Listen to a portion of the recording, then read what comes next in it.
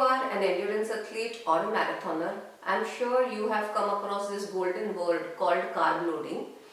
And if you still haven't, then this video is definitely a must watch for you if you are into endurance activities. All of us know that carbs are an important source of fuel for any athlete, and I've actually seen marathoners gobble up huge amounts of carbs in the form of rice or pasta for dinner the night before an event. Honestly, carb loading is a nutritional strategy to help our bodies have increased amounts of glycogen more than the normal amounts, and is one of the most commonly used nutritional tools by endurance athletes to improve their performance. Carbohydrate loading helps marathoners experience less fatigue, avoid experiencing something called as hitting the wall, which is commonly experienced by marathoners if they are not well prepared for the run. Carbohydrate loading also helps marathoners improve their performance by 2 to 3% for actually any activities that last for more than 90 minutes. Now let's have a quick look at how all of this originated. Carbohydrate loading actually was discovered by a Swedish scientist called Alborg in the year 1967.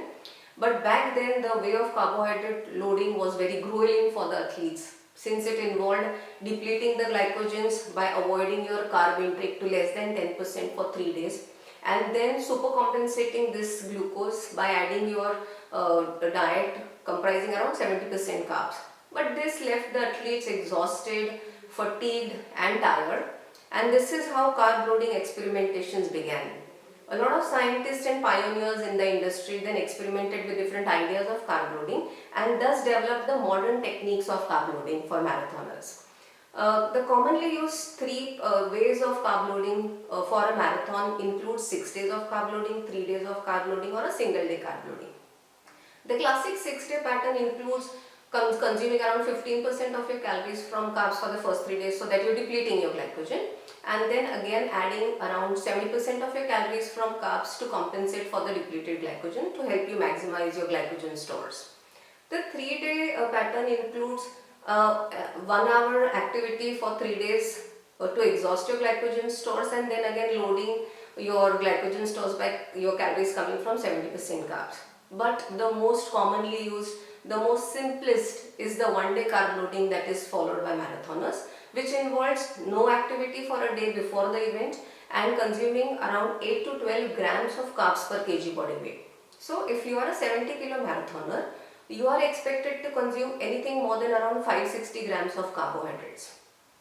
For this, your sports nutritionist or your dietitian will work around your current food eating habits and ensure that you are consuming the carbs that you are required to. And this will include huge amounts of rice, potatoes, bananas, and honestly this is the only time when a nutritionist will advise you to eat white bread or white pasta liberally. We've also seen athletes just copying the other athletes' eating habits, which is normally not recommended, because when you do this you might actually be eating more carbs than what you require, which may make you weigh more and feel heavy on the day of the run, or you might actually end up eating less than what your requirements are and you may not be able to put your best foot forward on the race day. So it's important that you connect with a sports nutritionist to identify a diet plan that involves understanding your carbohydrate intake, your eating habits and working around foods that work for you. So this ideally, the part of carbohydrate loading ideally has to start during your training period, wherein before every long run you try and experiment with different foods the day before your long run and identify and be ready to participate in the race day without any experiments. That's the last thing you would want as a marathoner. One more thing that you must not forget is during the days of carbohydrate loading, you should ensure you're consuming good amount of first class protein or lean meat in the form of chicken or fat-free dairy along with your carb loading days. There are 4 golden rules that you must remember as a marathoner. One of the common mistakes that marathoners do during carb loading is avoiding fried food.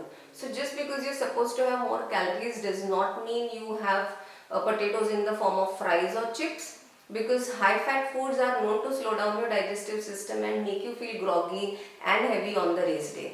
The second is avoiding high fiber foods such as broccoli or beans, because they tend to make you feel bloated, gassy, may cause abdominal discomfort, and that is definitely not what you want. The third is avoiding junk food. So I've seen a lot of marathoners eat food such as ice cream or donuts just to fill up their quota of carbohydrates, which is again not recommended. And the last don't on the list of the carbohydrate loading day is avoiding outside food as much as you can, because consuming outside food puts an athlete or a marathoner at a risk of stomach upset or discomfort on the race day. So ensure that you don't miss the don'ts along with the carbohydrate loading do's.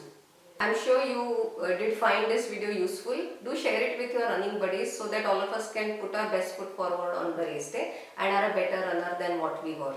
Do like the video and do subscribe to our channel and stay tuned for more.